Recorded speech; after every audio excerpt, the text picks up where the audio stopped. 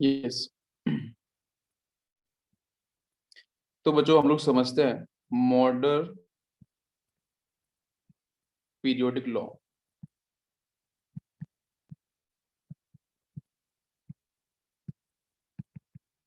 तो modern periodic law, ठीक है, क्या है? तो बच्चों मॉडर्न जो पीरियोडिक लॉ है इसको हेनरी मोस्ले ने प्रॉपरली एक्सप्लेन किया था, ठीक है।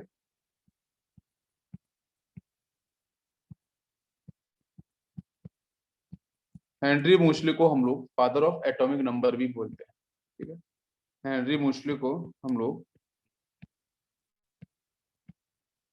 फादर ऑफ एटॉमिक नंबर, है ना, represented by Z. Atomic mass को कैपिटल ए से करते हैं रिप्रेजेंट, और जेड से एटॉमिक नंबर को रिप्रेजेंट करते हैं, ठीक है। बिकॉज बच्चों हेनरी मोस्ले के पहले कोई भी साइंटिस्ट ने एटॉमिक नंबर के बारे में कोई डिस्कशन नहीं किया था, ठीक है।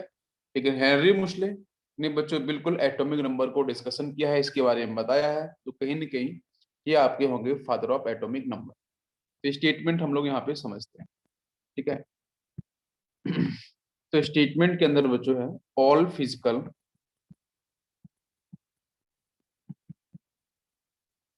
And chemical properties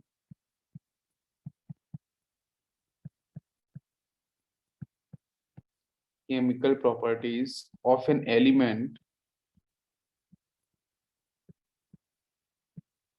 element is a periodic function of atomic number,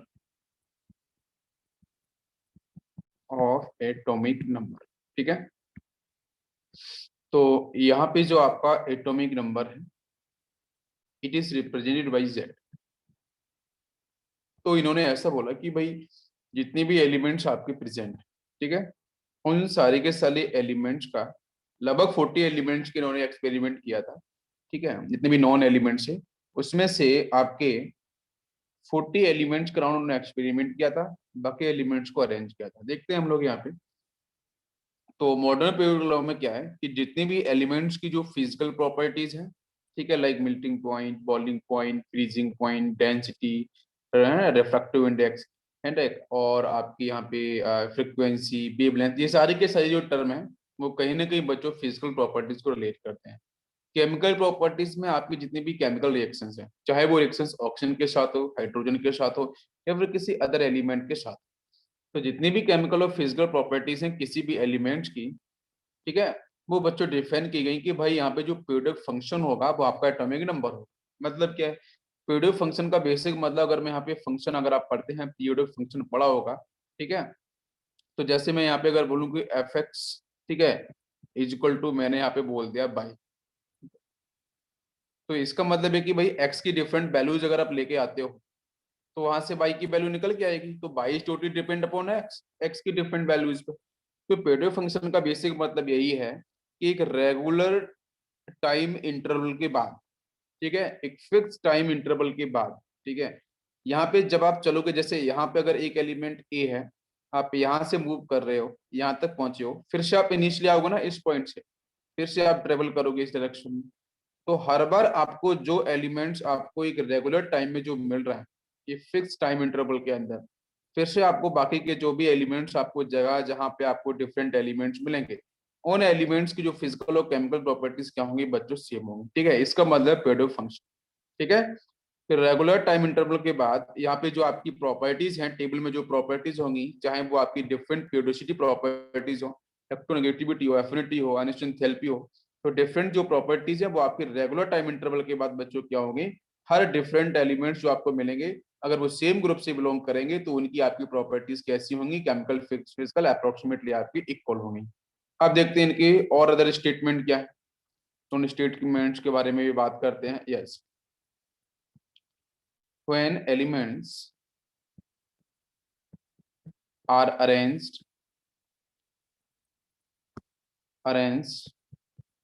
in order of increasing atomic number, then elements with similar property with similar properties are repeated after fixed interval और we see a change, है ना, gradual change, है ना, we see a gradual change। Gradual change का मतलब है increase या फिर आपका ग्रेजुअल डिक्रीज, ठीक है। ग्रेजुअल मतलब चेंज का मतलब है आपका इंक्रीज या फिर decrease in properties after fixed interval, ठीक है। तो इस स्टेटमेंट को भी आपको बिल्कुल सही से ध्यान रखना है, ठीक है। तो नेक्स्ट क्या है, when elements are arranged in order of increasing atomic number, then elements with similar properties are repeated after fixed interval और we see a gradual change का मतलब है कि आपकी जो प्रॉपर्टीज है कुछ इंक्रीज करेंगी कुछ डिक्रीज करेंगी but after a fix interval of time. समझ में आ रहा है, हम मॉडर्न पीरियड टेबल के ऊपर डिस्कशन कर रहे हैं तो ये स्टेटमेंट आपको जानना जरूरी है। अब ऐसा नहीं है कि मॉडर्न पीरियड टेबल सिर्फ हेनरी मुस्ले ने दी थी, इनके साथ साथ बच्चों एक साइंटिस्ट और आते हैं, ग्रेट साइंटिस्ट, जिनके बारे में कल भी मैंने नाम लिया था, ठीक है, नील बोर। बहुत ही गजब की ग्रेट साइंटिस्ट थे, ठीक है, NEILBOHR। बहुत बार इस हम टेबल को बोर बरी मॉडल भी बोलते हैं, बोर से नील बोर, ठीक है। बरी एक साइंटिस्ट और थे जिसको हम लोग बोर बरी मॉडल भी बोलते हैं। तो हेनरी मुस्ले ने क्या किया था, मैंने कल भी आपको बताया था, नील बोर का जो कॉन्सेप्ट है, भाई ग्रेट साइंटिस्ट नील बोर हुए जिन्होंने आइंस्टाइन के मैक्सिमम थ्योरी को चैलेंज किया, ठीक है, और कहीं ना कहीं उनके मॉडल सक्सेस भी हुए थे।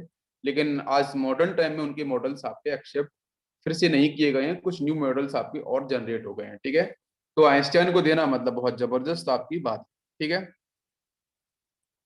तो हाँ बिल्कुल वही एक ही नील बोर है, 10 नील बोर नहीं बेटा, ठीक है। तो ये जो नील बोर है एक साइंटिस्ट बेटा बरी, ऐसा नहीं, देखो होता क्या है ना कि किसी एक साइंटिस्ट ने बहुत सारी थ्योरीज लिखी है, डिफरेंट साइंटिस्ट ने उसने भी बहुत सारी थ्योरीज लिखी हैं। जैसे 4 बच्चे यहाँ पे हैं, हम चारों लोग एक ही चीज पे काम कर रहे हैं, ठीक है। जैसे एक सिंपल सम एग्जांपल आपको दूं, आई होप आपको समझ में, हेनरी मुस्ले का जो पार्टिसिपेशन है वो लगभग आपका 40% था, बाकी जो परसेंटेज था बेटा वो नील बोर का था। इसमें एक बड़ी भी साइंटिस्ट आते हैं जिनका भी लगभग 10 to 20% पार्टिसिपेशन था, ऐसे और भी डिफरेंट साइंटिस्ट आते हैं। तो लेकिन जिसमें जो रिजल्ट आपका सब जिनका सबसे ज्यादा पार्टिसिपेशन है उनका नाम है हेनरी मुस्ले, तो उनके नाम पे हम लोग जाते हैं, ठीक है।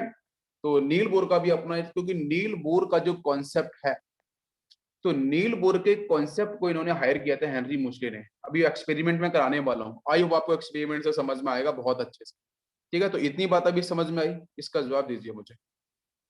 यहाँ तक बच्चों बात क्लियर हुई है? बहुत सही। अब देखो, अब हम चलते हैं सीधे इनके एक्सपेरिमेंट की तरफ। आई होप आपको समझ में आएगा, ये एक्सपेरिमेंट में जनरली बताता नहीं हूँ, आपको समझ में आएगा। मैं 2 एक्सपेरिमेंट बताऊंगा, दोनों एक्सपेरिमेंट। तो अभी मैं बता रहा हूँ आपको फर्स्ट एक्सपेरिमेंट, ठीक है, समझने की कोशिश करना।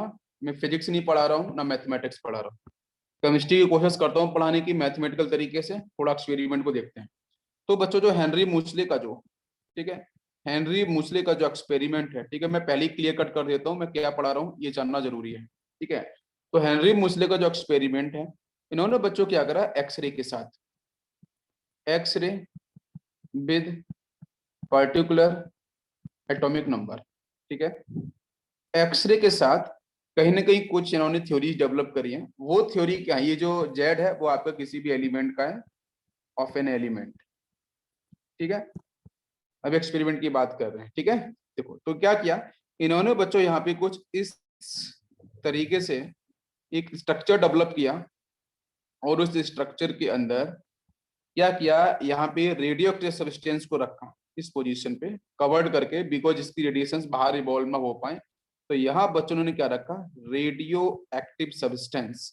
अब रेडियो एक्टिव सब्सटेंस है तो यहाँ से बच्चों डिफरेंट आपकी डिकेज होने वाले हैं, ठीक है। अब क्या हुआ कि भाई यहाँ से बहुत सारी डिकेज हो रहे थे, बहुत सारी बेबी आपकी वेव रेडिएशंस निकल रही थी। इसमें अल्फा आपकी एक्सरे थी, अल्फा बीटा गामा वटेवर, बहुत सारी रेज आपकी यहाँ से निकल रही है, बिकॉज जब radio active compound radio active substance है। तो इन्होंने क्या किया कि यहाँ पे इस तरीके से एक फिल्टर यूज किया, ठीक है, ये फिल्टर यूज किया। अब ये फिल्टर बच्चों क्या कर रहा था, ये सिर्फ और सिर्फ आपकी जो एक्सरे मतलब एक पर्टिकुलर वेवलेंथ को यहाँ से पास होने दे रहा था। तो कौन सी वेवलेंथ बेटा? एक्सरे को। सिर्फ यहाँ से जो एक्सरे थी, ये जो फिल्टर था, ये जो फिल्टर इन्होंने यहाँ पे यूज किया, ठीक है। एक दूसरा एक्सपेरिमेंट भी बताऊंगा, ठीक है, पहले इससे क्यों ध्यान देते हैं, वो भी एक्सपेरिमेंट इसी से रिलेटेड है, लेकिन बेसिक पार्ट पहले बता रहा हूँ, ठीक है। तो इस फिल्टर ने बेटा क्या किया, सिर्फ और सिर्फ एक्सरे को यहाँ से पास होने दिया, बाकी रेज को पास नहीं होने दिया। अब एक्सरे बच्चों क्या हो रही थी कि यहाँ पे रखा था सॉलिड, ये सॉलिड क्या थे बच्चों? यही आपके एलिमेंट थे, ठीक है। ये आपका जो सॉलिड पार्ट मैंने कलर्ड किया है, ये सॉलिड पार्ट एक्चुअली में आपके एलिमेंट्स हैं, ठीक है। आपके एलिमेंट्स हैं, जिन एलिमेंट्स के ऊपर इन्होंने कुछ ना कुछ एक्सपेरिमेंट करना था, और सारे के सारे एक्सपेरिमेंट को यहाँ पे रख रहे थे, बस सॉलिड सब्सटेंस यहाँ पे लगा दिया। जैसे बच्चों एक्सरे गिरी, तो एक्सरे गिरने के बाद एक्सरे में कुछ डेविएशन हुआ, वो डेविएशन कुछ इस तरीके से भी हुआ। आपने बोर मॉडल तो पढ़ा ही होगा पहले भी, ठीक है, स्ट्रक्चर्स के बारे में इस तरीके से। तो कुछ रेस में आपका डेविएशन हुआ, कुछ रेस में डेविएशन नहीं हुआ, कुछ रेज बच्चों आपकी स्ट्रेट भी चली गई, और ये सारी की सारी जो रेज यहाँ पे गई, वो एक जाके बच्चों यहाँ पे थिन फिल्म थी। ये थिन फिल्म, ये आपकी लेड फिल्म होती है, और लेड फिल्म बच्चों क्या करती है, कुछ ना कुछ यहाँ पे आपका स्पार्क क्रिएट करती है ना, कुछ ना कुछ सिग्नल क्रिएट करती है, कुछ ना कुछ चमक, शाइनिंग, स्पार्क बोल सकते हैं, ठीक है, कुछ ना कुछ स्पार्क क्रिएट यहाँ पे करेगी। तो वो जो स्पार्क जगह जगह क्रिएट हो रहे थे, ये आपकी लेड स्क्रीन है, ठीक है, लेड स्क्रीन। तो जो भी आपके यहाँ पे डिफरेंट, जैसे यहाँ पे कुछ एलिमेंट रखा, सपोज लिथियम रखा या पोटेशियम रखा या आयरन रखा, जो भी एलिमेंट रखे, ठीक है। तो एलिमेंट्स जब रखे तो भाई कहीं ना कहीं जो एक्सरे की जो यहाँ पे आपकी जो वेवलेंथ थी, इसकी जो फ्रिक्वेंसी के बारे में बात ज्यादा हम करते हैं, यहाँ पे इसकी जो फ्रिक्वेंसी थी, उस फ्रिक्वेंसी में कुछ चेंज हुए, और वो चेंज कैसे ऑब्जर्व किए गए, पहला एक्सपेरिमेंट इनका यही था कि वो चेंज कैसे एक्सेप्ट उन्होंने किए, कि जब बेटा यहाँ पे इन्होंने रखा कि सपोज आयरन, तो देखा कि यहाँ पे जो आपकी जिस पर्टिकुलर फ्रिक्वेंसी के साथ जो स्पार्क है, जो स्पार्क आपका क्रिएट हो रहा है, स्पार्क में जो साइनिंग है वो कुछ अलग क्वालिटी, अलग क्वालिटी की है, जिसकी मैग्नीट्यूड कुछ अलग है, जिसका नेचर कुछ ज्यादा है। उन्होंने कुछ दूसरा एलिमेंट रखा, तो देखा स्पार्क कुछ कम क्रिएट हो रहा है या कुछ ज्यादा क्रिएट हो रहा है। तो कहीं ना कहीं यहाँ पे जो स्पार्क क्रिएट होते हैं, उस स्पार्क को, बिकॉज बच्चों एनर्जी को जब मैं रिलेट करता हूँ तो वो फ्रिक्वेंसी का डायरेक्टली प्रोपोर्शनल होता है, अगर आपने पढ़ा होगा, ठीक है। भाई जितनी ज्यादा एनर्जी होगी, मेरी बात समझो, जितनी ज्यादा एनर्जी होगी फ्रिक्वेंसी उतनी ज्यादा होगी। अब हुआ क्या, वो समझने वाली बात है कि ये जो सॉलिड बेटा बीच में रखा, जो एलिमेंट रखा, उस एलिमेंट के पास क्या प्रेजेंट थे, इलेक्ट्रॉन की डिस्कवरी हो चुकी थी, ठीक है, प्रोटॉन की डिस्कवरी हो चुकी थी, न्यूट्रॉन की डिस्कवरी भी हो चुकी थी, ठीक है, एटम के बारे में पूरी इंफॉर्मेशन उसमें डिस्कस हो चुकी थी आपके यहाँ पे हेनरी मूसले के पहले, ठीक है। इसमें बच्चों इनको पता था कि इस एटम के अंदर कुछ ना कुछ आपके सब एटॉमिक पार्टिकल्स हैं, जो इलेक्ट्रॉन है, जो प्रोटॉन्स हैं और जो न्यूट्रॉन्स हैं, ध्यान दो बेटा। तो इन्होंने क्या ऑब्जर्व किया कि भाई सब जो ये सब बातें हो चुकी थी, इलेक्ट्रॉन आउटर मोस्ट ऑर्बिट पे रिवॉल्व कर रहे हैं, प्रोटॉन्स न्यूट्रॉन्स आपके सेंटर पे प्रेजेंट हैं, ठीक है, जिसको न्यूक्लियस को डेंस बोलते हैं, बिकॉज उस समय आपका वो रदरफोर्ड एक्सपेरिमेंट पढ़ते हैं, वो इन्हीं के पैरेलल में चल रहा था। तो रदरफोर्ड एक्सपेरिमेंट से डाटा निकल निकल के आ रहा था, तो बहुत सारे साइंटिस्ट रिसर्च करके सारी इन्फॉर्मेशन निकल के आ रही थी, उस इन्फॉर्मेशन यूज कर रहे थे, मेरी बात समझो, अपने एक्सपेरिमेंट के अंदर, ठीक है।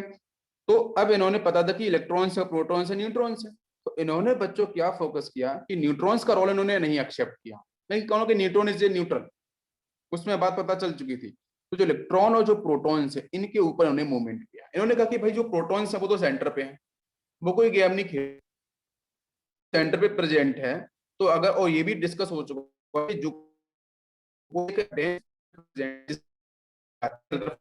बड़ा, तो वहां से वो वापस रिटर्न होके आती है, 180 डिग्री पे रिटर्न होती है, ठीक है, रिबाउंड हो जाती है, बैक हो जाती है। तो उन्होंने कहा भाई प्रोटॉन्स कुछ रोल प्ले नहीं कर सकता है, उन्होंने प्रोटॉन को भी रिलीज कर दिया, भाई जो वेव्स बाहर निकलनी है उन पे फोकस किया। तो उन्होंने कहा कि भाई सब जो एक्सरे यहाँ से रिलीज हो रही है, उस एक्सरे का सिर्फ एक ही खेल है, क्या खेल है, कि वो इलेक्ट्रॉन से टकरा रही है, कहीं ना कहीं इलेक्ट्रॉन से टकरा रही है, और इलेक्ट्रॉन से टकराने के बाद उसकी जो आपकी फ्रिक्वेंसी है उसमें कोई चेंज आ रहा है।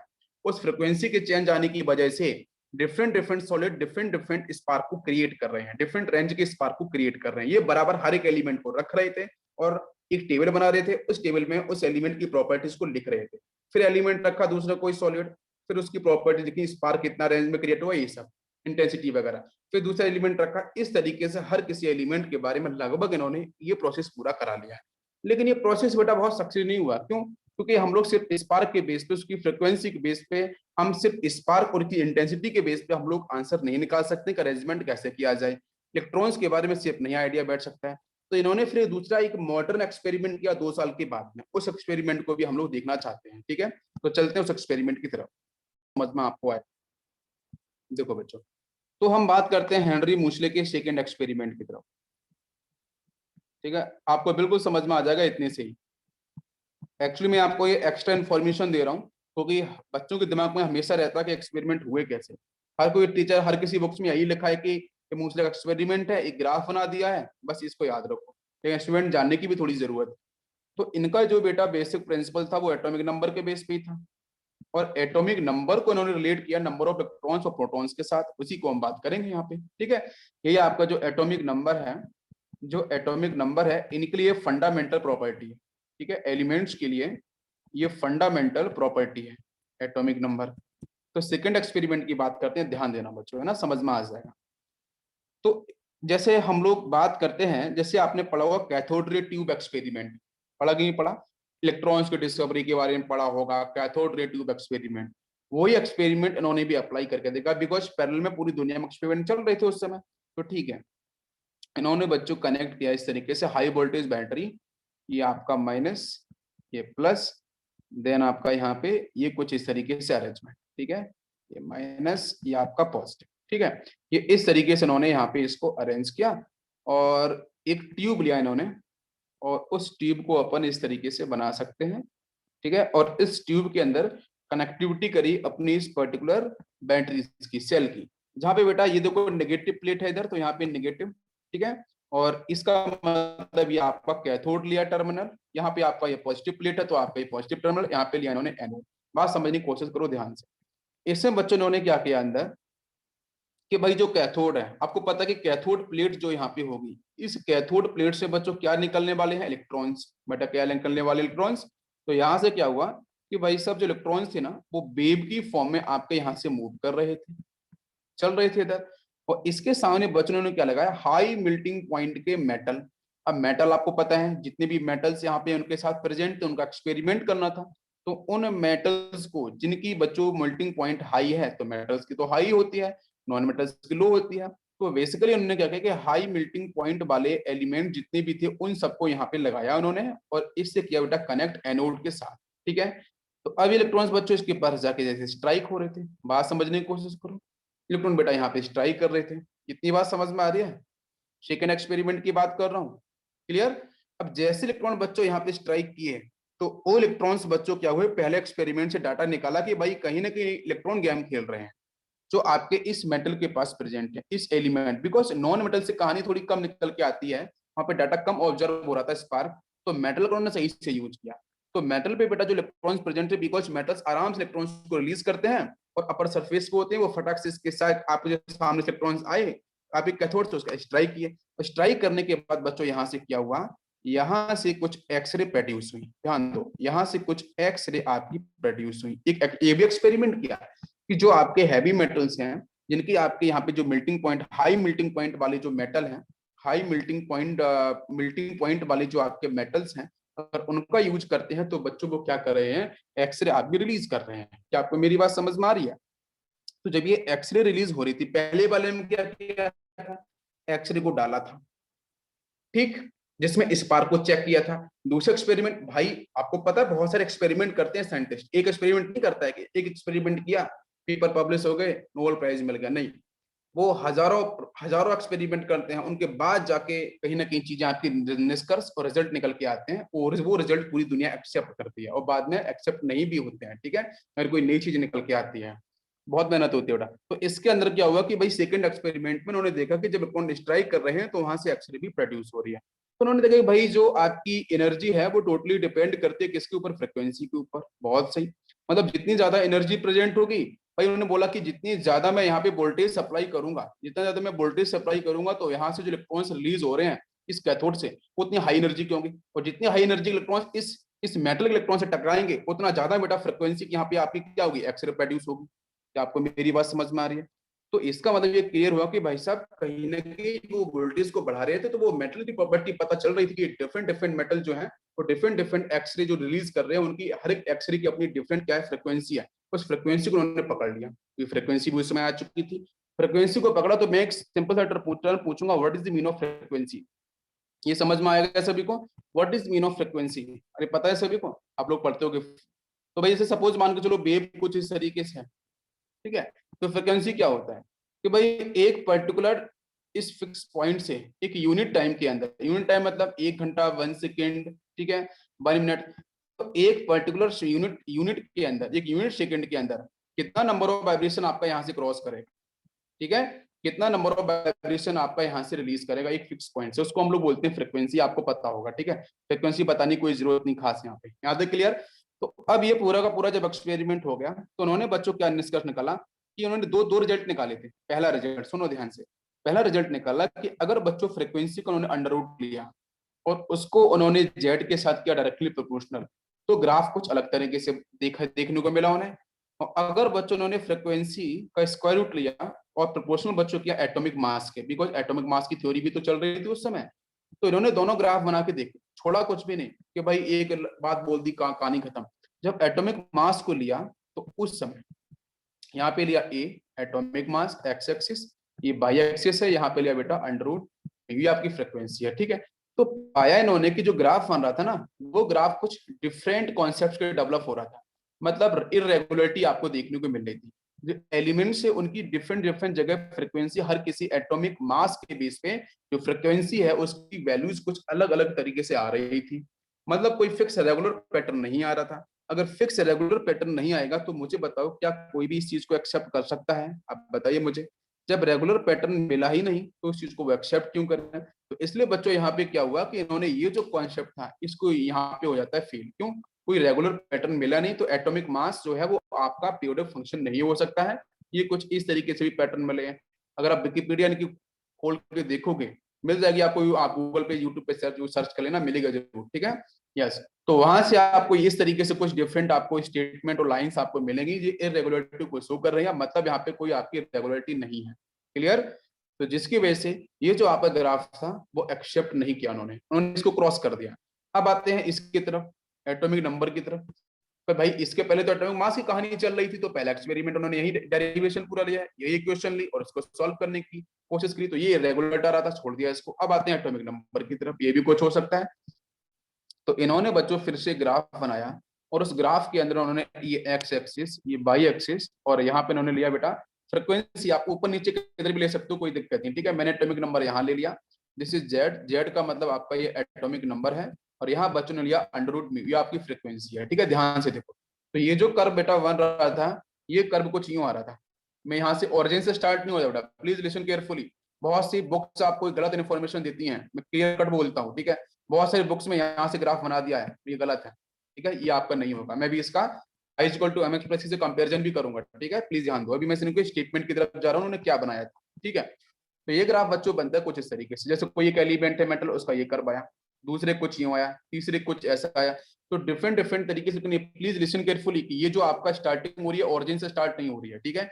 ये एक्स से किसी पॉइंट से स्टार्ट हो रही है, मैं बताऊंगा ऐसा क्यों, क्योंकि इंटरसेप्ट नेगेटिव में आता है, डिस्कस करूंगा अभी, ठीक है। तो ये बच्चों क्या देगा कि भाई ये जब मैं एटॉमिक नंबर के साथ जब मैं फ्रीक्वेंसी को डिफाइन कर रहा हूँ, तो उस समय आपको स्ट्रेट लाइन देखने को मिल रही है। क्या मिली बेटा? Straight line. बाद में इन्होंने इसको मैथमेटिकली भी प्रूव किया था, y=mx+c के साथ कंपेयर करके भी, वहां से भी स्ट्रेट लाइन देखने को मिलती है, ठीक है, विद नेगेटिव इंटरसेप्ट। तो यहाँ से आपका क्या हुआ कि भाई ये स्ट्रेट लाइन आपको फटाफट से, ये फर्स्ट एलिमेंट है, ये सेकंड एलिमेंट है, ये थर्ड एलिमेंट है, इस तरीके से। तो ज्यादा हैवी एलिमेंट्स हैं, मैं बोल रहा हूँ जिसका जिसका एटॉमिक की डेंसिटी ज्यादा थी, वो आपके काफी ऊपर सरफेस पे दिखाई दे रही थी, जैसे फर्स्ट वाला हो गया, देन उसके बाद सेकेंड, उसके बाद थर्ड, कुछ इस तरीके से रेगुलरिटी आपको यहाँ पे उनको दिखाई देती है। यहाँ तक सभी क्लियर हुआ?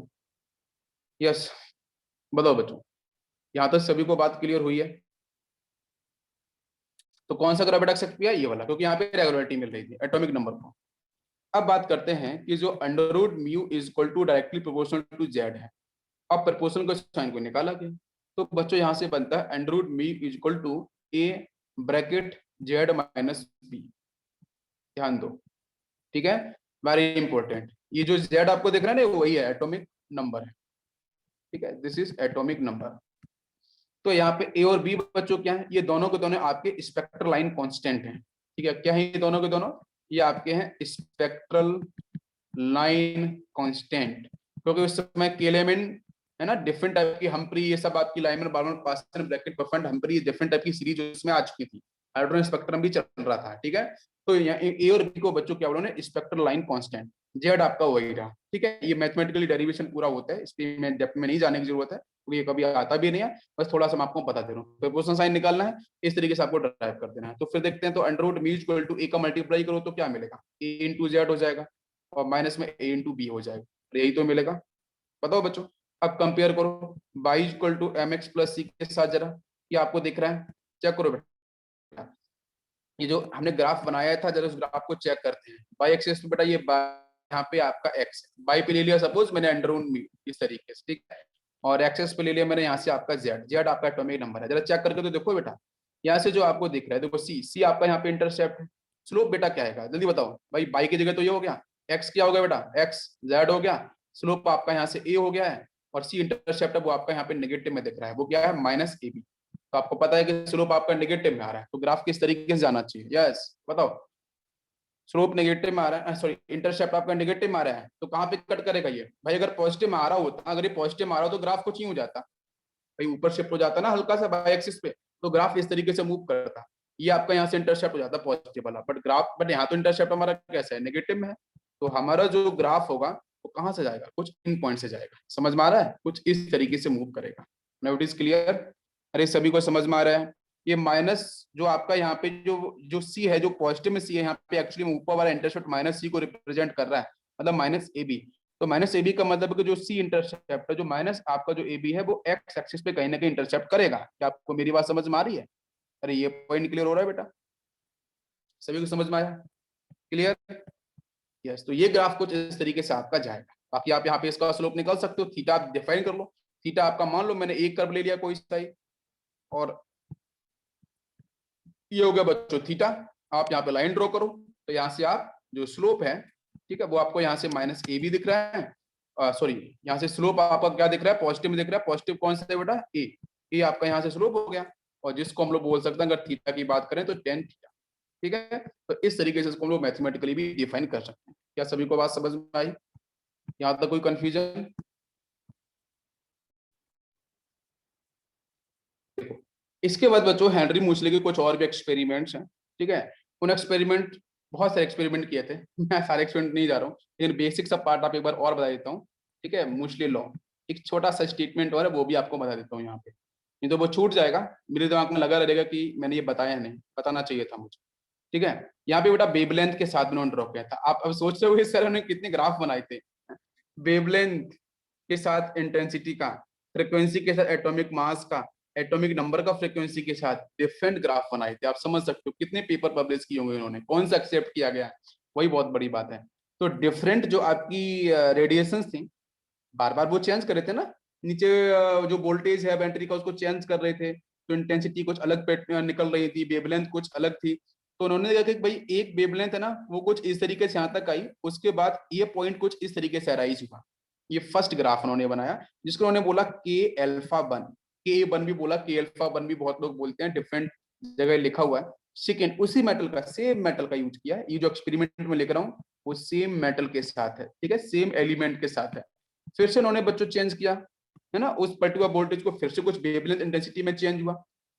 तो क्या लिया कि ये वेवलेंथ लिया, यहाँ पे इंटेंसिटी ली, फिर यहाँ से कर्व बना, ये ग्राफ ओरिजिन से नहीं जा रहा था, है ना, ये इंपॉर्टेंट है, यहाँ पे आया।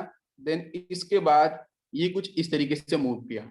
इसी तरीके से इन्होंने थर्ड ग्राफ सेम मेटल को लेके, इसकी वैल्यू उन्होंने बोली के टू, कहीं अल्फा लिखा है, मैं के टू बोल रहा हूँ।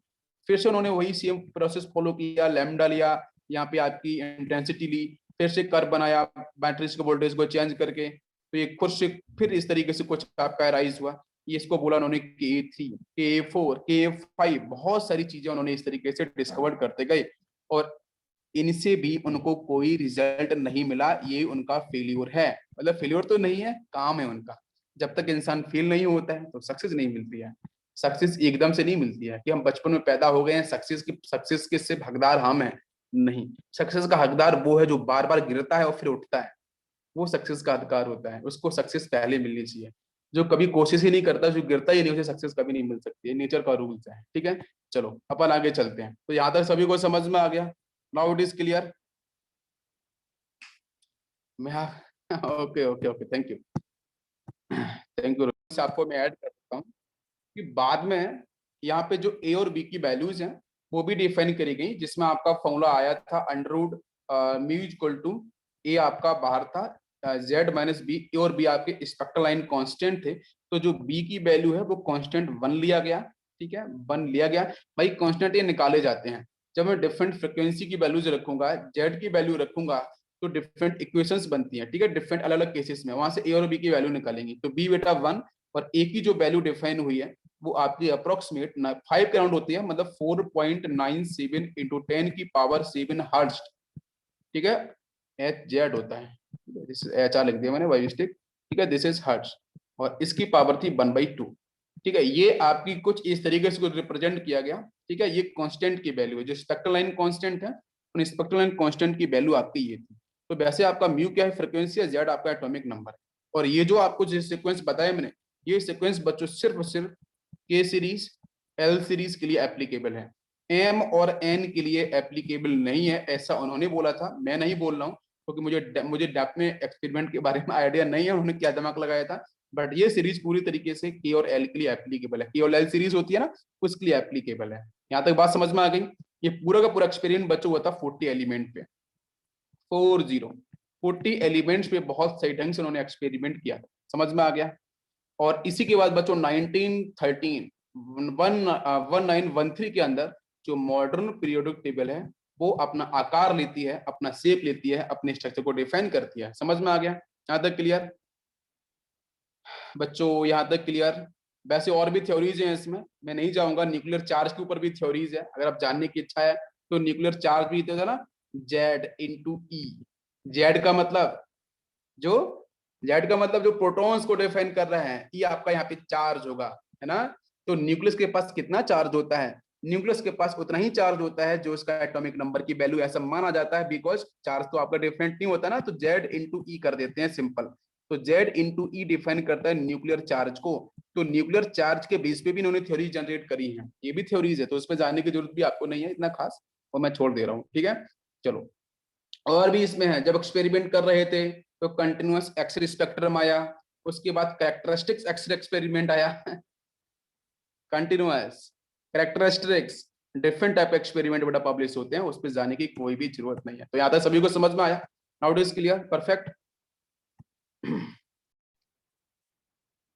देखो बच्चों, तो यहाँ पे हम लोग जो बात करने वाले हैं, ध्यान दो इनके स्टेटमेंट को लेके। ठीक है, पूरा पूरा हमने पढ़ लिया, एक बार यहाँ पे इसको फटाफट से लाइन बाय लाइन हम लोग रीड कर लेते हैं। ठीक है, yes.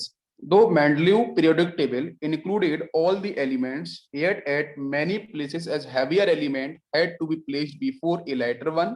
Such pair of elements called anomalous pair, हम लोगों ने कल ट्रिक भी पढ़ी थी। ठीक है, आमिर खान तेरी इच्छा पढ़ी थी ना, वही चीज। तो violate the periodic law. Also there was no place for the different isotopes of the elements in the periodic table. ये आपकी जो हम बात कर रहे हैं मेंडलीव के बारे में भी बात कर रहे हैं। Due to these reasons ये प्रॉब्लम्स हुई थी। It was felt that the arrangement of elements in the periodic table should be based on the some other properties which is more fundamental than atomic mass. बात समझ में आ गई कि अगर atomic mass के रिस्पेक्ट में प्रॉपर्टीज में गड़बड़ी आ रही है, अगर मैं प्रॉपर्टीज को प्रेफरेंस दे रहा हूं तो एटॉमिक मास में चेंज आ रहा है। मैंने कल भी आपने देखा हम सभी लोगों ने, तो अगर एटॉमिक मास को प्रेफरेंस मेंडलीव भाई साहब ने दिया तो प्रॉपर्टीज में गलती हो रही है। तो उनका दिमाग भन्ना गया, मतलब दिमाग में गर्मी आ गई, यार ये तो मैंने गलती कर दिया, ये तो गलती होगी बहुत बड़ी। अगर मैं अभी मैं फंस चुका हूं कि एटॉमिक मास को प्रेफरेंस दूं कि मैं यहाँ पे पीरियोडिक प्रॉपर्टीज को प्रेफरेंस दूं। पीरियोडिक प्रॉपर्टीज को देता हूं तो मास में गड़बड़ी आती है, ऊपर नीचे मास हो जाते हैं, छोटा वाला मास पहले होता है, लाइटर एलिमेंट पहले हो जाते हैं, हैवियर एलिमेंट कभी बाद में, कभी पहले कभी बाद में। ये भाई साहब गलती हो रही, तो ये यहाँ पे फंस गए। तो जब फंस गए तो ये थ्योरीज हो जाती है ऑटोमेटिक फेल। आपको फील भी हो रहा है कि थ्योरी क्यों फेल हुई। तो इसके बाद कोई एक नया फंडामेंटल कोई ऐसा कोई कंटेंट है जिसका नाम है एटॉमिक नंबर, इसलिए वो एटॉमिक नंबर की तरफ भागे। तो 1930 मैंने अभी डेट भी लिखी थी, ईयर लिखा था, इन 1930 Henry muesli and English physicist, नाम देखो फिजिस्ट है, केमिस्ट नहीं लिखा है ठीक है, yes, discovered that atomic number and not the atomic mass it is the most fundamental properties of the element. इसका ये जो लाइन लिखी है ना, ये सिर्फ 2 लाइन, इसके बारे में पूरा एक्सपेरिमेंट अभी आपको बताया मैंने, बहुत लंबा टाइम लिया है, समझ में आ गया होगा। The atomic number of an element is the number of protons in the nucleus of an atom. मेरी बात समझ में आ रही है भाई? मैंने सब बोला, इलेक्ट्रॉन के ऊपर काम किया, प्रोटॉन्स के ऊपर काम किया, न्यूट्रॉन्स पे काम नहीं किया था, इलेक्ट्रॉन के ऊपर, प्रोटॉन के ऊपर बहुत सारी कर्व बनाई थी, कर्व मैंने आपको बताई, ग्राफ मैंने आपको बताया। उन्होंने बेटा क्या बोला कि जो जेड है किसी भी एलिमेंट का वो नंबर ऑफ प्रोटॉन्स के इक्वल है, और वही बात बाद में प्रूव होती है नंबर ऑफ इलेक्ट्रॉन्स के साथ भी। Since atom is electrically neutral entity, ये पहले प्रूव हो चुका था, the number of electrons is also equal to its atomic number, the number of protons, that is number of protons, because number of protons equal to number of electrons. ऐसा मानना है? तभी तभी आपका कोई भी एटम क्या होगा, इलेक्ट्रिकली न्यूट्रल होगा, जो आपकी डाल्टन्स की करेगा। ठीक है, after this development it was felt necessary to change the periodic law and modify the periodic table. तो इस तरीके से आपकी पीरियोडिक टेबल मॉडिफिकेशन होता है। और यहाँ पे आता है बच्चों एक जबरदस्त कॉन्सेप्ट, मॉडर्न पीरियोडिक लॉ, जिसको हम लोग अभी देख भी चुके हैं। Modern periodic law state that the chemical and physical properties of the elements are periodic function of their atomic number, that is if elements are arranged in the order of their increasing atomic number, the elements with similar properties are repeated after certain regular intervals. Next point, fortunately, even with the revised periodic law, the Mendeleev classification did not require any major revision, and it was based on the properties of the elements. Because simple सा problem है, atomic mass की गड़बड़ी उनकी थी, उनको number के बारे में पता ही नहीं था। ठीक है, in fact, taking atomic number as the basis for the classification removed major defect from the in such a anomalous pair and positions of isotopes. तो isotopes की positions और जो anomalous pair की जो प्रॉब्लम थी वो यहाँ पे आपकी रिजॉल्व हो जाती है, आपकी क्लियर हो जाती है। अब आप सोच रहे हो कि सर मेंडलीव ने तो इलेक्ट्रॉन के बारे में सोचा ही नहीं, प्रोटॉन के बारे में सोचा ही नहीं, तो हेनरी मुस्लिम ने क्या अकेले सोच लिया था? इसलिए मैंने बोला था। ठीक है, हेनरी मुस्लिम के साथ साथ बच्चों नील बोर्स आते हैं, जो मुझे बहुत पसंद है। नील बोर्स क्योंकि आइंस्टाइन को चैलेंज करने वाला एक साइंटिस्ट था, इसलिए मुझे बहुत पसंद है। उनका भी यहाँ पे बहुत बड़ा योगदान है, कंट्रीब्यूशन है इस मॉडर्न पीरियोडिक लॉ के अंदर। नेक्स्ट बच्चों, after change in the periodic law many modifications were suggested in the periodic table. Now we shall learn about the modern periodic table in the final shape that is being used now. अब आते हैं हम लोग cause of periodicity पे focus करते हैं। ठीक है, let us now understand the cause of periodicity, the properties of elements. Consider the electronic configuration of alkali metals, that is first group elements with atomic number 3, 11, 9, ये सब कैसे आते हैं with the help of magic number. वो magic number मैं करूंगा आपको explain. तो यहाँ पे इनकी हम बाकी और भी प्रॉपर्टीज को देख लेते हैं, तो एक यहाँ तक क्लियर हो गया होगा। ठीक है, यस, इसी को हम लोग long form of periodic table भी बोलते हैं। ठीक है, long form of periodic table भी इसको हम लोग बोलते हैं, इसको ध्यान रखना है। ये देखो टेबल आपके सामने यहाँ पे डिस्प्ले हुई है, थोड़ी सी टेबल यहाँ पे उसकी पोजीशन इस तरीके से है। ठीक है, मैं तो सिर्फ यहाँ पे फीचर पे बात करूंगा, बाकी मैं पीरियोडिक टेबल आपको अलग से दिखाऊंगा, उस पर अलग बात करेंगे। ठीक है, इनके फीचर्स पे बात पहले कर लेते हैं। फीचर्स कौन कौन से हैं? The long form of modern periodic table help us to understand the reason why certain elements resemble one another and why they differ from other elements in their properties. The arrangement of elements in the table also in keeping with their electronic structure, configuration. ठीक है, structure आपको table में दिखाऊंगा। You must have noticed that it is divided into columns and rows. ठीक है, the columns represent the group and family or family and the rows represent the periods. तो period से इनके अंदर ग्रुप थे बेटा, पीरियड्स कितने थे? ले दो, 7 पीरियड्स थे, आपको दिख रहे हैं ना, ये सारे के सारे पीरियड हैं। ये 7, अभी आपको मैं टेबल को थोड़ा रोटेट करके दिखाऊंगा, समझ में आए। 7 पीरियड से 18 आपके ग्रुप थे। ठीक है, इस पे हम लोग बात करेंगे अभी। नेक्स्ट लेते हैं। नेक्स्ट बच्चों पॉइंट यहाँ पे आपको अब मैं एक्सप्लेन यहाँ से करूंगा कि एग्जैक्टली ग्रुप एंड उसके बाद पीरियड्स, बाकी और पॉइंट्स आप किस तरीके से किए जाएंगे एक्सप्लेन।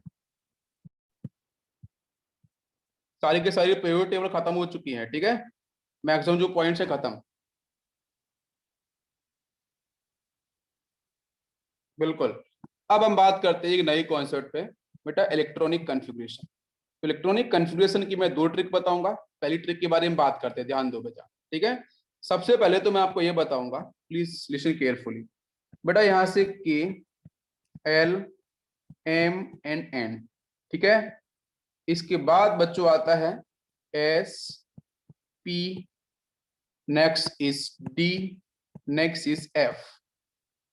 इसके बाद बच्चों आता है आपका यहाँ से 1s, 2s and so on. ठीक है, पी के साथ। तो सबसे पहले बच्चों यहाँ पे क्या मिलता है, इनको हम लोग क्या बोलते हैं? KLMN। इन सब को क्या बोलोगे बेटा, जल्दी बताओ? केलेमैन, ये क्या है, ये आपके यहाँ से क्या है, ऑर्बिट या सेल, क्या होंगे? अरे भाई ऑर्बिट बोल सकते हो या फिर इसको आप क्या बोल सकते हो, सेल बोल सकते हो। इसके अंदर क्या प्रेजेंट है, ये एसपीडीएफ, ये आपके यहाँ से सब सेल है, सब सेल, और सब सेल है इनको हम लोग सब ऑर्बिट भी बोलते हैं, सब ऑर्बिट। और लास्ट में बच्चों आते हैं ऑर्बिटल विद दी पोजीशन, इनको बोलते हैं हम लोग ऑर्बिटल, है ना। पोजीशन एनर्जी सबको सही डिफाइन होती है। तो मैं क्या बोलना चाह रहा हूँ, मैं सिंपल पूछूं आप कहाँ रहते हो, बोलोगे सर मैं तो इंडिया में रहता हूँ, नहीं नहीं मैं तो कोल्हापुर में रहता हूँ। कोल्हापुर के अंदर एक छोटा सा जगह है, वहां पे रहता हूँ, वहां पे एक घर है हमारा बहुत सुंदर सा, उसके अंदर रहता हूँ। तो एग्जैक्टली आप रहते कहाँ हो, रहते कहाँ हो, तो इसका मतलब पहले आप रहते हो इंडिया के अंदर, इंडिया के अंदर फिर कहाँ रहते हो, इंडिया के अंदर कहाँ रहते हो भाई साहब, आप बोलोगे कोल्हापुर के अंदर, महाराष्ट्र में रहते हैं, महाराष्ट्र के अंदर फिर कहाँ रहते हैं, कोल्हापुर के अंदर, एग्जैक्टली यही बोलोगे ना, फिर आप घर के अंदर, तो एग्जैक्टली आपकी पोजीशन कहाँ है, आपकी पोजीशन उस घर के अंदर है जो 3D फॉर्म को रिप्रेजेंट कर रही है। और 3D फॉर्म बच्चों यहाँ से रिप्रेजेंट होती है 1s 2s 3s because with the help of quantum numbers, principal azimuthal, ये डिफरेंट क्वांटम नंबर्स आएंगे, उनके हेल्प से हम लोग इन सबको डिफाइन करते हैं। ठीक है, ऊपर आ जाओ। तो देखो अगर बच्चों में बोलूं जो आपने पढ़ा होगा 10th और 8th क्लास और 9th क्लास के अंदर, 10th में पढ़ा होगा कि ऑर्बिट केएलएम कन्फिगरेशन, केएलएम 288 इस तरीके से पढ़ा होगा। ठीक है, 2n² की हेल्प से। तो पहले बच्चों कौन आते हैं, ऑर्बिट। किसी भी एलिमेंट्स के अंदर, किसी भी एटम के अंदर बेटा सबसे पहले एलिमेंट का डिफाइन करना है ऑर्बिट। ऑर्बिट के अंदर प्रेजेंट क्या होते हैं, सब सेल या सब ऑर्बिट, जो एसपीडीएफ होते हैं, उनके अंदर बच्चों क्या प्रेजेंट होते हैं, orbitals. Orbitals is exactly the 3 dimensional space, 3 dimensional space, और ये दोनों बच्चों क्या है, 2 डायमेंशनल स्पेस। क्या समझ में आ रहा है, इनको बोलते हैं 2 डायमेंशनल स्पेस। तो ऑर्बिटल्स ऑलवेज 3 डायमेंशनल स्पेस, और 3D फॉर्म के अंदर ही आपका इलेक्ट्रॉन्स एग्जैक्टली प्रेजेंट हो, इलेक्ट्रॉन्स की पोजीशन सही में कहां होती है, इन ऑर्बिटल्स के अंदर। है तो समझ में आ गया, इलेक्ट्रॉन्स कहां प्रेजेंट हुआ किसी भी एटम के अंदर, क्लियर, यस। अब बात करते हैं हम लोग कि बच्चों जो इलेक्ट्रॉनिक कॉन्फ़िगरेशन का हमारा फर्स्ट कॉन्सेप्ट है, उसमें बहुत ही छोटा सा कॉन्सेप्ट है, ऐसा भी एक बच्चे ने मुझे एक्सप्लेन भी किया है। जैसे यहाँ से S S, school school school, next is public school, public school, पहले इसके ऊपर लेक्चर भी मेरे हैं, आप वहाँ पे भी उनको देखा होगा कुछ बच्चों ने, पब्लिक स्कूल। नेक्स्ट बच्चों आता है DPS, Delhi public school, next is Delhi public school ना, दिल्ली का। नेक्स्ट बच्चों यहाँ पे आता है एफडीपीएस, फैंटास्टिक डीपीएस, है ना, FDPS. Next is FDPS, fantastic Delhi public school, या डी से आप वॉटेवर जो भी मान सकते हो, कोई मान सकते हो, कोई दिक्कत नहीं, ठीक है, बिल्कुल। तो देखो बच्चों यहाँ से आपको ध्यान रखना पड़ेगा कि एस बच्चों कहाँ से हमेशा स्टार्ट होता है, 1 से। पी बेटा कहाँ से स्टार्ट होता है, यस, ये सारी बेटा सब सेल है, लिसन केयरफुली, ये सारी की सारी आपके सब सेल है। एस, मैं पूछूं एस के अंदर बच्चों मैक्सिमम इलेक्ट्रॉन्स कितने जा सकते हैं, एस सब सेल में मैक्सिमम इलेक्ट्रॉन्स कितने जा सकते हैं, तो आंसर विल बी 2 इलेक्ट्रॉन्स। भाई एक ही कमरा होता है ना, एक कमरे में 2 लोग, है ना, यस, अनपिल इलेक्ट्रॉन्स। तो बेटा यहाँ पे क्या होगा, इस तरीके से ध्यान दो, अपोजिट स्प्रिंग के साथ पेयर्ड हो जाएंगे, स्टेबिलिटी डिफाइन हो जाएगी, 2 इलेक्ट्रॉन्स मैक्सिमम। पी के पास बच्चों कितने कमरे होते हैं, आपको पता है 3 कमरे होते हैं, पीएक्स पीओई पीए, समझ में आ रहा है। एक कमरे में 2 लोग, तो कितने बेटा इलेक्ट्रॉन्स हो गए, 6 इलेक्ट्रॉन्स हो गए इसके पास मैक्सिमम। मैं बोलूं बच्चों डी के पास कितने होंगे, डी के पास बच्चों 5 कमरे हैं, 5, 1 2 3 4 5, है ना, d x by d by z, d x z, d square by square, d z square, ठीक है। इसलिए 5 कमरे, एक कमरे में 2 लोग, तो बेटा कितने हो गए, 10 इलेक्ट्रॉन्स हो गए। इसी तरीके से बेटा एफ की बात करें तो वहां पे होते हैं 14 इलेक्ट्रॉन्स, ठीक है, 7 कमरे होते हैं। चलो अब यहाँ पे बात करें तो एस बच्चों कितना, 1 से स्टार्ट होता है, एक बार एस हो चुका है, फिर से बच्चों एस आए तो 2s हो जाएगा। नाम बेटा कैसे याद रखना है, school school, public school public school, Delhi public school Delhi public school, FDPS FDPS, fantastic DPS fantastic DPS, हो गया ना यार। अच्छा नंबरिंग की बात करते हैं, बिकॉज बेटा अभी आपको यहाँ जो सबसेल आपको दिख रहे हैं उनसे ऑर्बिटल तो बताना पड़ेगा ना। तो एस 1 से स्टार्ट होगा, एस फिर से तो 2 हो जाएगा, पी पहली बार आया, पी बच्चों कितने से स्टार्ट होता है, 2 से। डी बेटा कितने से, 3 से स्टार्ट, एफ 4 से स्टार्ट होता है। पी आया पहली बार तो बच्चों 2 से स्टार्ट होगा, 1 से नहीं। एस 2 हो चुका है तो 3s होगा, पी हो चुका है 2 तो 3p होगा, एस बच्चों आपका 3 हो चुका तो यहाँ पे 4s होगा। डी की बात करते हैं, डी देखो बेटा पहली बार है तो 3d से स्टार्ट होगा, पी पी आपका 3p हो चुका है तो ये 4p होगा, एस देखो 4s हो चुका है तो ये 5s होगा। डी देखो बच्चों 3d हो चुका है तो यहाँ पे कितना होगा, 4d, देखो ये 3d हो चुका है ना, 4d। नेक्स्ट पी, पी की बात करते हैं, 4p हो चुका है, देखो 4p हो चुका तो ये 5p होगा। एस 5s हो चुका तो 6s यहाँ पे आएगा। एफ पहली बार एफ आए तो बच्चों कितने से स्टार्ट होगा, जल्दी बताओ, 4 से स्टार्ट होगा। डी, डी मतलब 4d हो चुका तो 5d आएगा। पी, पी चेक करो, 5p हो चुका तो 6p आएगा। एस 6s हो चुका है तो 7s आएगा, यहाँ पे कितना आएगा 7s। 4f हो चुका तो 5f। नेक्स्ट बच्चों 5d हो चुका तो आपका यहाँ पे 6d। पी आपका 6p तो आपका 7p, लास्ट में आपका 7s तो यहाँ से आपका 8s। समझ में आ गया? तो ये बेटा सारे के सारे जो 1s 2s 2p 3p ये सारे के सारे जो आपकी सीक्वेंस रिप्रेजेंट कर रहे हैं, ये एग्जैक्टली बच्चों ये आपका अहबाउ प्रिंसिपल हो गया है। अगर आपको समझ में आता है तो अहबाउ सीरीज अगर आपने पढ़ी है तो अहबाउ सीरीज यही है। उसमें एक ना ऐसे लाइन बनी हुई है, ऐसे खींचते हुए वो समझ में नहीं आती है, आप उसको इस तरीके से याद रखो। This is basically the Aufbau rules. ठीक है, अहबाउ प्रिंसिपल मैंने आपको डिफाइन कर दिया है, ये आपको बिल्कुल ध्यान रखना। इंक्रीजिंग एनर्जी ऑर्डर का सीक्वेंस में होता है, वो आपको दिख रहा है। ठीक है, ऑर्बिटल्स का अरेंजमेंट यहाँ तक सभी क्लियर हो गया? बताइए जरा, कोई कंफ्यूजन, कोई डाउट? बिल्कुल नहीं। एक एग्जांपल लेते हैं बेटा, जैसे निकल, निकल का एटॉमिक नंबर जो 28 होता है, मैं सब याद करना सिखाऊंगा आपको। ठीक है, निकल का एटॉमिक नंबर 28 है, तो बताओ इसका कन्फिग्रेशन क्या? तो आपको पता है 28 अगर आपका कैपिटल Z की वैल्यू है तो 28 बच्चों यहाँ पे क्या होंगे? इलेक्ट्रॉन्स होंगे। ये बात सभी को समझ में आती है?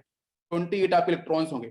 28 को बच्चों फिल करना है, तो 20 इलेक्ट्रॉन्स बेटा कैसे फिल कर जाएंगे? बेटा घर हमारे पास क्या है? वही स्कूल, स्कूल वाले, तो स्कूल स्कूल, पब्लिक स्कूल लिख लो पहले इस तरीके से।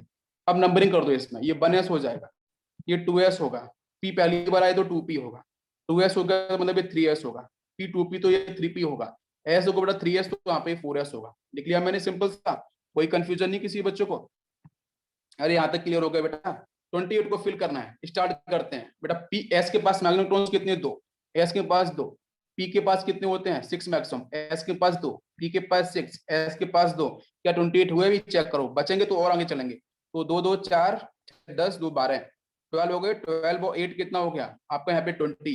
28 बचे हैं, मतलब आपके 8 बचे, उनको फिल करना पड़ेगा। तो मतलब ये हो गया school school, public school, DPS पे आना पड़ेगा, अगला चलना पड़ेगा। डी पहली बार आया तो बेटा 3D हो जाएगा। अरे यहाँ तक बात समझ में आ रही है? कोई कंफ्यूजन किसी बच्चे को? तो बेटा 3D हो गया। फिर कौन आएगा? पी, पी 3p मतलब यहाँ पे 4p आ जाएगा। एस, एस 4s मतलब 5s आ जाएगा। चलो बेटा इलेक्ट्रॉन्स फिल करते हैं बचे हुए। तो यहाँ से कितने हो गए? 2 2 4 6 10 2 12 12, और इधर आपके 8 20, 8 बच्चे हैं, मतलब डी के पास मैक्सिमम कितने जाएंगे बताओ मुझे? 8। अरे भाई 8 भर दो ना सीधा, कोई दिक्कत तो नहीं है ना? 20 हो गए थे ना? डी के पास तो मैक्सिमम कितने आते हैं? डी के पास देखो बच्चों 5 घर होते हैं, 1 2 3 4 5 हो गया ना, 1 2 3 4 5, 2 2 4 2 6 2 8 2 10, 10 इलेक्ट्रॉन्स जाते हैं। बच्चे बचे कितने थे? 8। 20 तो फिल हो चुके थे ना, 8 बचे थे, 8 मैंने यहाँ फिल कर दिए। इसके बाद 4p 4s की जरूरत ही नहीं पड़ी, इसको छोड़ दो। अरे इनकी जरूरत भी नहीं पड़ी ना, इसको छोड़ दो, खत्म कर दो इनको। हो गया हमारा एक कॉन्फ़िगरेशन। अब मैं क्वेश्चन पूछूं कि यहाँ पे बच्चों बैलेंशियल कौन सा है? बताओ मुझे, बैलेंशियल यहाँ पे कौन सी होगी? आप बोलोगे सर 3D होगी। अरे यही बोलोगे ना भाई, इसमें बैलेंशियल कौन सी? बैलेंशियल तो सुना होगा ना, outermost shell, outermost shell is called valence, यही बोलते हैं। बात समझ में आ रही है? बताओ जल्दी से, तो बैलेंशियल कौन सी? हाँ हाँ बिल्कुल सही, 4s इज राइट आंसर, आपने सही बोला है। क्यों? क्योंकि बच्चों जब आप बनाओगे ना इस तरीके से, ये orbit n equal to 1, n equal to 2, भाई ऑर्बिट तो पहले प्रेजेंट होते हैं ना, फिर आपके आते हैं बाकी और चीजें। अच्छा ध्यान दो, यहाँ पे हुआ क्या कि बेटा ये जो 1 है इसके अंदर क्या होगा? 1s से प्रेजेंट होगा। 2 के अंदर क्या होगा? 2s और 2p प्रेजेंट होगा। 3 के अंदर क्या प्रेजेंट होगा? 3s और 3p प्रेजेंट होगा। इस 4 के अंदर सिर्फ ये 4s होगा। 3D बेटा कहाँ पे होगा? इस 3 के साथ होगा। तो 3D अंदर है, 4s बाहर है, बिकॉज n की वैल्यू यहाँ पे बड़ी है। समझ में आ गया? तो 4s हमारा होगा बैलेंस है। Now it is clear? Perfect. 3D नहीं होगा 4s, because principal quantum number जो n है 4 सबसे लास्ट में आ रहा है, 4 सबसे लास्ट में आएगा ना, वही आपका होगा यहाँ पे क्या? Valence shell. एक क्वेश्चन दे रहा हूँ, गैलियम एटॉमिक नंबर 31 होता है, इलेक्ट्रॉनिक कन्फिग्रेशन निकाल लेना है इसका। ठीक है, इसी प्रिंसिपल के बेस पे। ठीक है बच्चों, थैंक यू।